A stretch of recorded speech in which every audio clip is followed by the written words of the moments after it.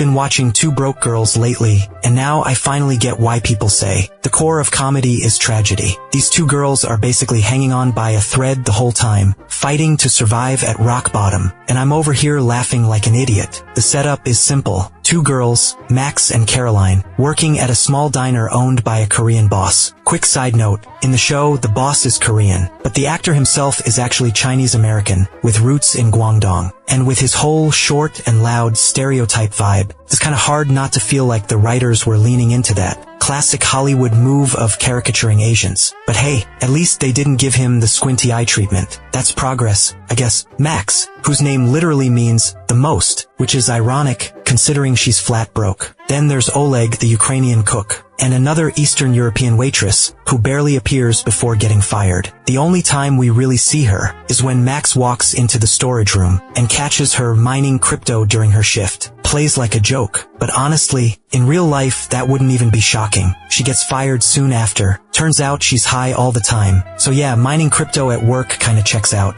In America, especially in lower-end service jobs, that kind of stuff isn't exactly rare. Now Max actually has one real talent. She makes these incredible cupcakes. But let's be real, there's nothing magical about the recipe. It's flour, eggs, butter, sugar. Throw it in the oven. American suburban moms have been making calorie bombs like that forever. Maybe Max just plates them better. The cashier, Earl, loves them. And Earl? He's probably the first real example in the show of someone who got crushed by life. He's always talking about how he used to be in the music scene, worked with big stars. And honestly, the show drops enough hints that it might actually be true. So what happened? Life happened. That invisible cutoff line hit him. At least he didn't end up homeless. So I guess that's something. That's kind of America's strange equality. Once you fall below a certain line, it doesn't matter who you used to be. Musician, banker, writer, janitor, mover, laborer. Once you're down there, you're down there. Caroline is the most obvious example. Her dad was a billionaire, huge Wall Street guy, but he got taken down for financial fraud. Not exactly a sympathy case. After the other waitress gets fired, there's an opening. And what does Max think? Instead of complaining about more work, she actually wants to do two people's jobs, just to make extra money. That alone tells you how desperate she is. She's already juggling multiple jobs, still barely surviving, but she's too late. Caroline has already been hired. Their first meeting, Max cannot stand her. Caroline screams, "Spoiled rich girl." And honestly, she kind of is. Max even complains to the boss, "You keep hiring hookers and stoners. Now you bring in a Barbie doll? Can we get one normal person?" Of course, arguing with the boss goes nowhere, so she shows Caroline the ropes. Here's another layer. The diner used to be owned by some sketchy Russian mob guys. So the old customer base? Hookers, small-time criminals, stoners. Now the place is trying to clean up its image. And that's very American. Poor neighborhoods and rich neighborhoods are basically two different worlds. Same city, totally different reality. Caroline, being new, tries smiling at customers. That's pure rich girl mindset.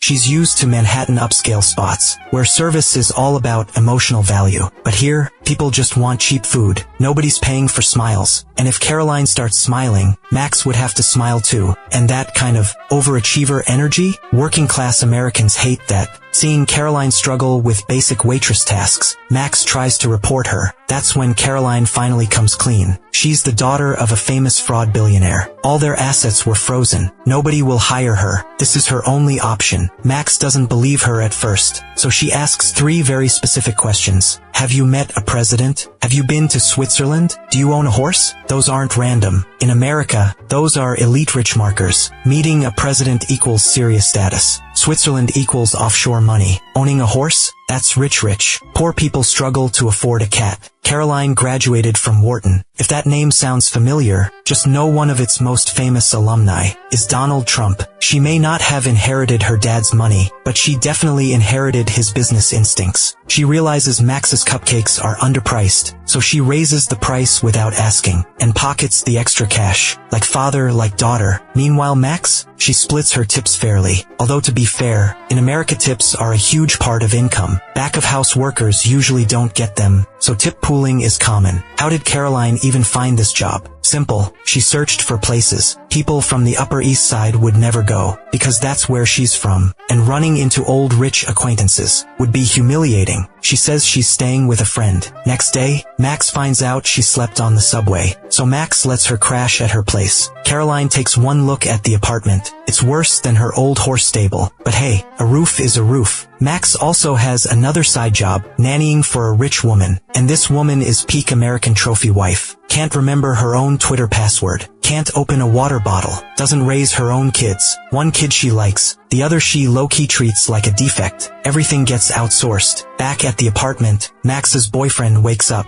Classic trash guy. Sees Caroline, immediately tries flirting. He thinks his body is enough. But Caroline's seen real wealth. She reports him to Max. At first, Max doesn't believe her. Her reasoning? You've known me one day. Your dad's a known con artist. Why would I trust you? Fair. But Max soon catches him in the act. Boyfriend exposed. Relationship over. And just like that, Max and Caroline officially become roommates. Plus one more thing, Caroline's horse, the only asset she managed to take. Why? Because legally, a horse is basically a financial liability. Hard to tag, hard to seize, so she just walked it out. No one stopped her. Now picture this, two broke girls, riding a horse, drinking Starbucks, planning to open a cupcake shop. Caroline says they need $250,000. Max laughs. We struggle over $25. You're talking $250,000? Selling blood won't cover that. Selling a kidney might not either. Caroline says, if we each work 2 jobs, we can make $2,000 a week. In a year, we'll be ready. Max isn't fully convinced, but she remembers it, and that's how their grind begins.